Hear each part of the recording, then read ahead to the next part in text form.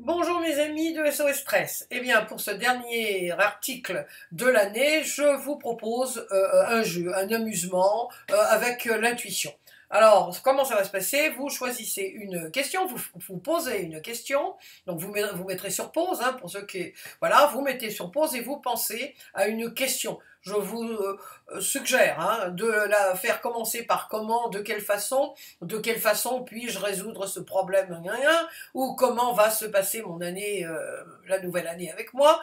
Ça va vous permettre d'avoir plus de réponses que lorsque c'est une question fermée, donc qui vous répond par oui ou par non. Une fois que vous avez dit oui ou non, c'est fini, il n'y a plus d'autres informations.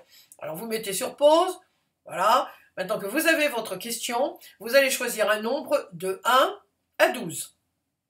Et puis bon, dans l'article, je vais vous mettre comment dire, le passage de chaque image avec le temps. Donc vous allez choisir de 1 à 12 et ce que je dirais dans le numéro qui correspond à l'image que vous avez choisie, enfin dans l'image qui correspond au numéro plutôt que vous avez choisi, répondra à votre question. Alors amusez-vous, ne vous prenez pas la tête, on est en fin d'année, donc voyez ça avec légèreté.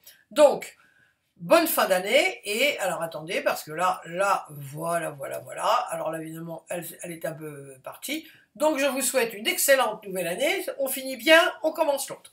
Et maintenant, on commence l'exercice. Alors je regarde parce que je me minute dans le temps.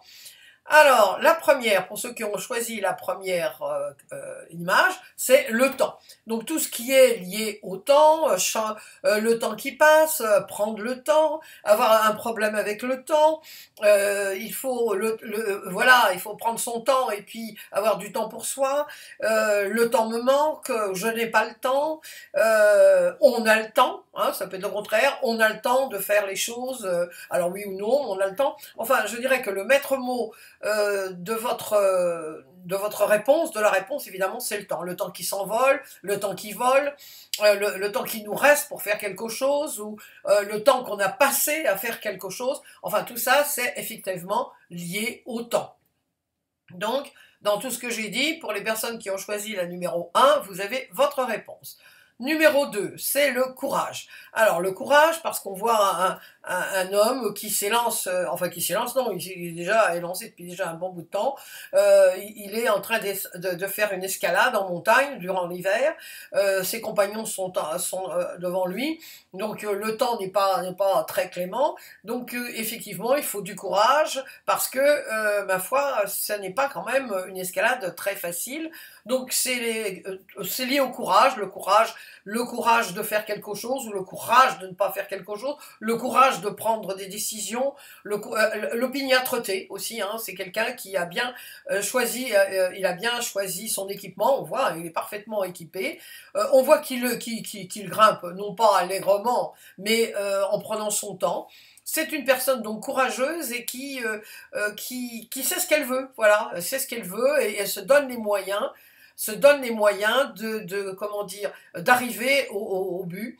Alors il suit, bon, c'est travailler c'est pas en cordée, mais travailler, là il marche avec les autres, donc c'est quand même réconfortant.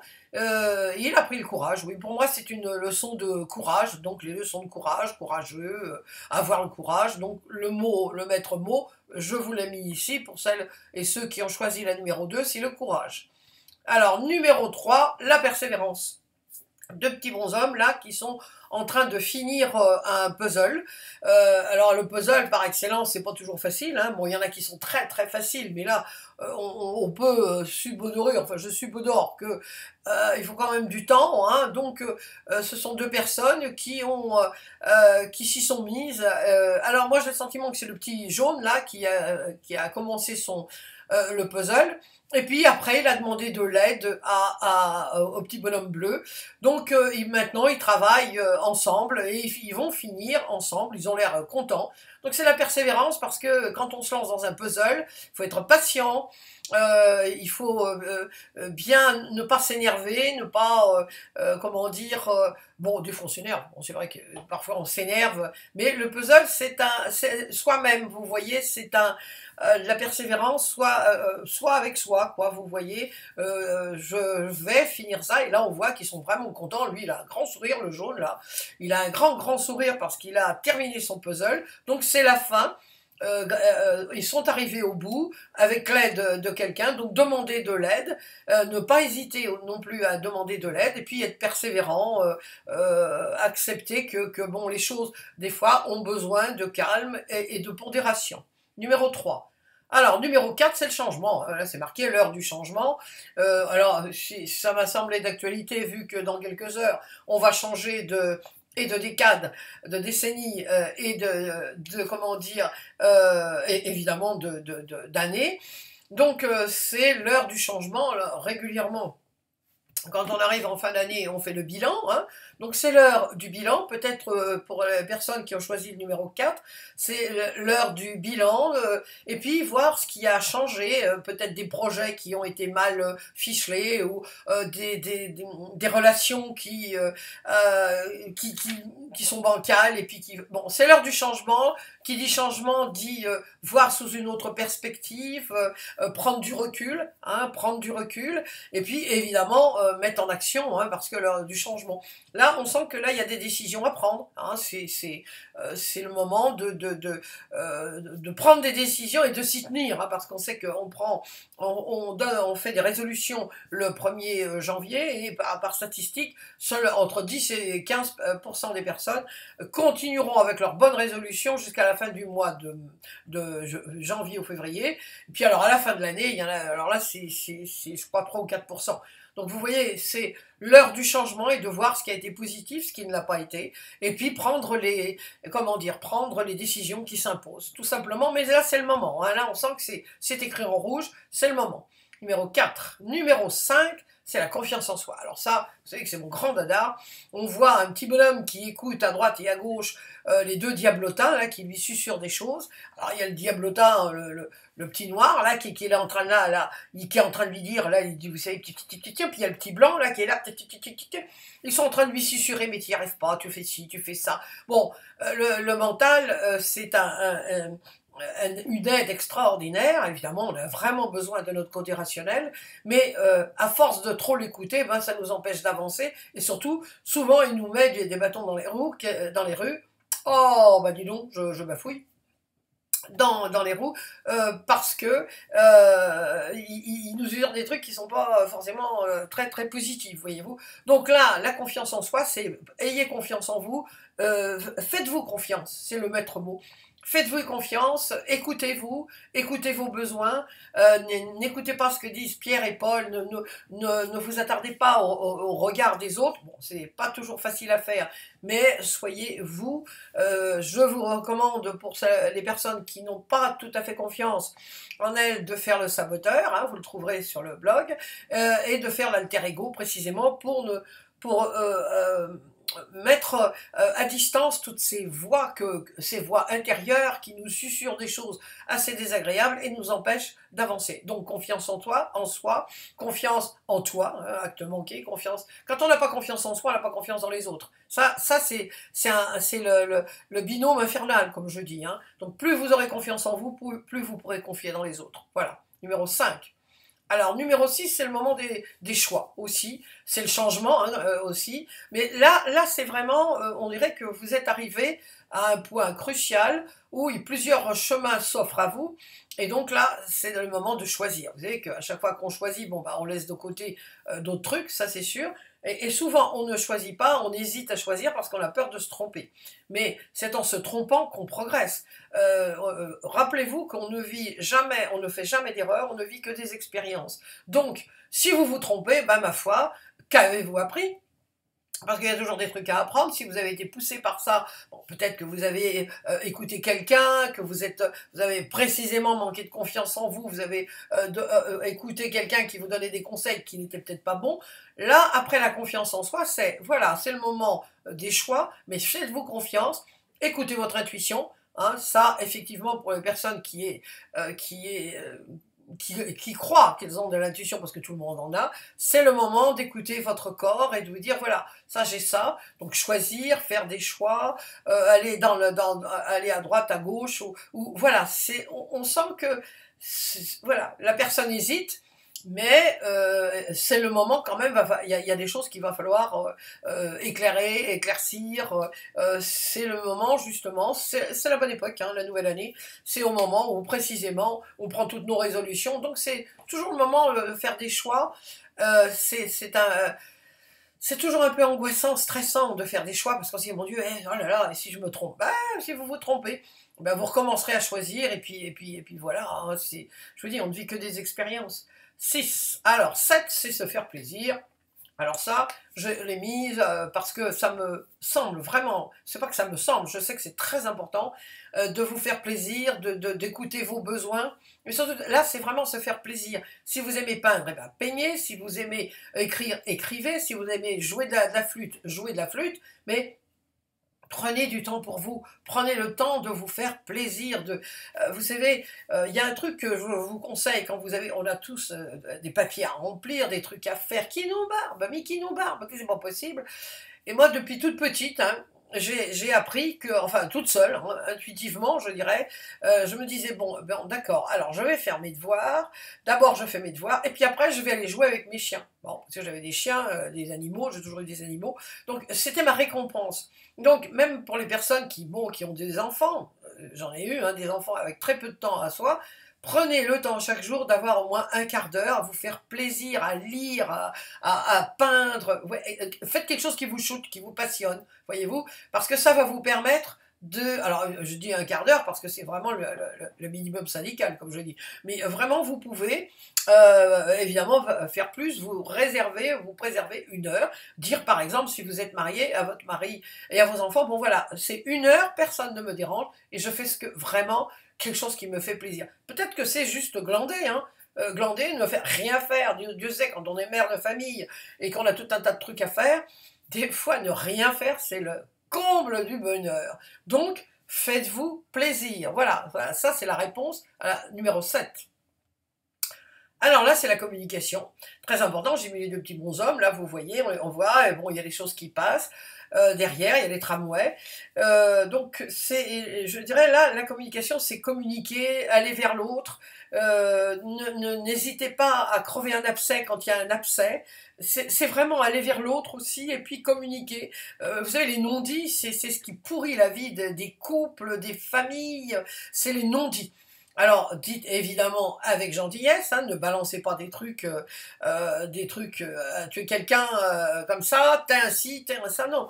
Communiquer dans la communication non violente, hein, que maintenant aujourd'hui on connaît, l'écoute active, communiquer avec l'autre, soyez à l'écoute de l'autre, soyez à votre écoute bien sûr, et puis entendez ce que l'autre vous dit. La communication est la responsable de 80 ou 90% des divorces, hein, parce que, enfin bon, je parle en professionnel, parce que les gens ne communiquent pas. Alors communiquer, c'est pas dire, oh, comment ça va, qu'est-ce que tu vas manger ce soir? Non, c'est voilà, aller dans votre ressenti, évidemment, communiquer avec le cœur, c'est international. Quand on peut parler à un chinois, ou en hébreu, comme on dit, ou en japonais, si vous parlez avec le cœur, la personne le comprendra. C'est international, on le sait. Donc la communication, communiquer, aller vers l'autre, et puis surtout écouter ce que l'autre vous dit et s'écouter vous. Sinon, vous ne pourrez pas vous écouter. Vous ne pourrez pas écouter l'autre si vous ne vous écoutez pas vous. Communication. Alors, la numéro 9, vous savez, là je ne pouvais pas ne pas mettre... ce magnifique diamant qui doit représenter une valeur absolument colossale, c'est se donner de la valeur. Vous savez, l'estime de soi, pour moi, c'est la confiance en soi et la valeur qu'on se donne, se reconnaître de la valeur. Donc là, pour les personnes qui ont choisi la numéro 9, c'est vraiment se donner de la valeur, reconnaître sa valeur, la valeur des choses, la valeur. Si vous ne vous reconnaissez pas de la valeur, vous ne pourrez pas voir la valeur des autres. Se donner de la valeur, c'est accepter, par exemple, pour les personnes qui ont une profession, qui doivent demander de l'argent, hein, parce que, ou profession libérale ou autre, ou profession dans des magasins, elles ont du mal à demander le prix. Parce que toutes les personnes qui ont une difficulté à se faire rétribuer pour une consultation, pour un dessin, pour une peinture, pour de l'artisanat, ce sont des personnes qui, là, attention, ce sont des personnes qui ne se donnent pas suffisamment de valeur. Alors, se donner de la valeur, c'est vraiment, si vous donnez confiance et vous donnez de la valeur, vous êtes invincible, entre guillemets. Ça ne veut pas dire que vous allez, comment dire, piétiner les autres. Non, c'est vraiment, je reconnais la valeur que j'ai. J'ai des défauts, bien sûr, j'ai des trucs en carence, mais je m'aime inconditionnellement, je me donne de la valeur. Ça, c'est vraiment fondamental. C'est vraiment pour celles et ceux qui ont choisi la numéro 9, acceptez la valeur que vous avez, acceptez-vous inconditionnellement. Et donnez-vous de la valeur, bien sûr. Alors, la numéro 10, le passé. Ah, là, évidemment, je ne pouvais pas ne pas parler du passé parce que nous sommes toujours confrontés au passé. C'est à cause de, c'est « Ah, si j'avais su, si j'avais pu », et puis c'est à cause de. Alors, le passé, on ne peut pas le changer. Hein. Ça, c'est effectivement, c'est la palissade. On ne peut pas changer le passé, mais vous pouvez changer votre regard sur le passé. Alors, c'est faire la paix avec le passé, accepter son passé, ne plus toujours aller dans le passé, voire ressasser. Hein, ressasser, oh là là, oui, mais c'est à cause de papa, c'est à cause de maman, c'est à cause de mon grand frère. Bien sûr, on a tous vécu des choses plus ou moins difficiles, assez difficiles, dans mon cas, assez costaud, hein, je dois dire. Mais bon, comme vous voyez, je suis devant vous, là, vous m'écoutez, et j'ai résisté. Vous savez, l'être humain est extraordinaire. Hein. Il a une capacité comme disait Nietzsche, à survivre, parce que je crois que c'est Nietzsche qui disait « tout ce qui ne nous tue pas nous renforce ». Et bien c'est ça. Voilà. Donc le passé, c'est faire la paix avec le passé, oublier le passé ou y ait un autre regard sur le passé. Ben là, c'est un téléphone là, du temps de ma petite enfance, de mon adolescence, bon, vu l'âge que j'ai, je peux vous dire que ça fait qu'il a un bon bout de temps, mais de notre temps, c'était avoir un téléphone comme ça, c'était le comble du modernisme. Donc les choses évoluent, mais ne restez pas attachés à votre passé, regardez-le avec bienveillance en vous demandant ce qu'il a pu vous apporter de positif, même si vous avez choisi, même si vous avez vécu des choses très difficiles. Tout a une fin, heureusement, hein, non, heureusement, et donc le passé, laissez-le où il est, hein, laissez-le et retirez du passé ce qu'il y a de positif et le seul reste, ma foi, laissez le passé dans le passé. Numéro 10, numéro 11, alors là c'est formidable, vous avez un monsieur qui il fait du vélo là, et puis il se lance dans un truc absolument ahurissant, il se lance d'une... Alors je pense que c'est d'une montagne à l'autre, enfin bon c'est un dessin, mais on voit qu'il est parfaitement... Alors lui il a confiance en lui, il sait la valeur qu'il a, il ose, hein, il ose parce que justement il a bien étudié son histoire, il sait comment la vitesse, vous voyez, il a étudié la vitesse qu'il fallait pour aller d'un rocher à l'autre. Alors évidemment, il y a un risque, mais il court le risque parce qu'il est parfaitement au courant. D'ailleurs, il est au courant des risques, mais il maîtrise. Vous savez la différence entre le contrôle et la maîtrise. Le contrôle, c'est je suis là, je ne veux pas qu'on se rende compte qu'il y a des trucs qui ne vont pas. Et la maîtrise, dans la maîtrise, il y a maître. Et un maître, il sait qu'il y a des problèmes, il sait évaluer les problèmes et il agit en conséquence. Bon, je donne toujours l'histoire du chocolat. Moi, je suis une folle de chocolat. Et bon, j'ai quelques rondeurs, on va dire, j'ai quelques rondeurs. Je sais que si j'ai du chocolat à la maison, je le mange. Bon, alors, si je contrôle, j'ai dit non, non, non, ça, je sais que je ne vais pas le manger, alors qu'en réalité, bien sûr, je vais finir par le manger.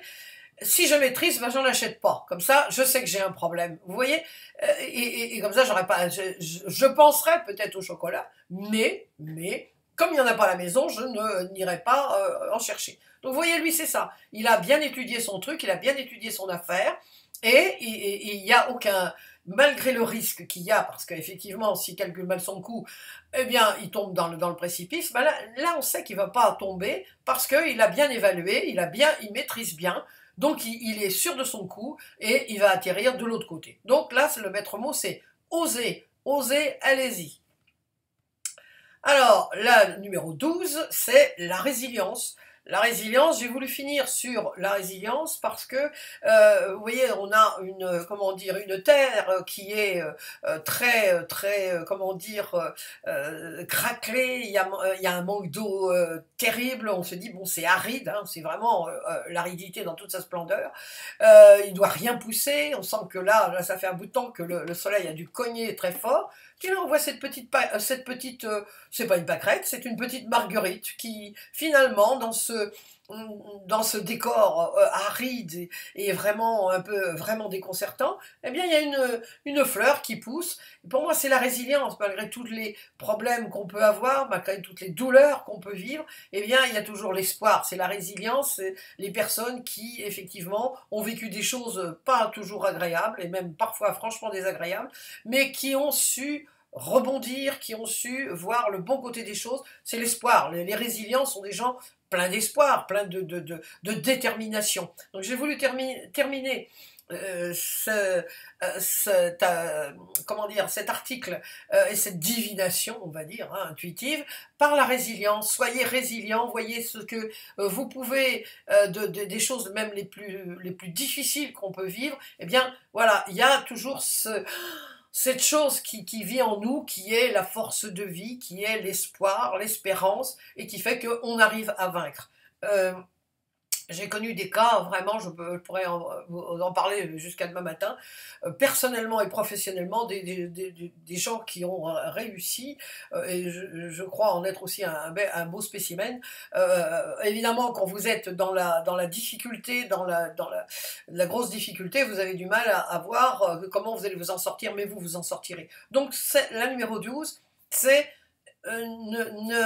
n'ayez crainte, vous avez suffisamment en vous de capacité pour résister. Vous êtes des résistants, des résilients, et vous allez vous en sortir.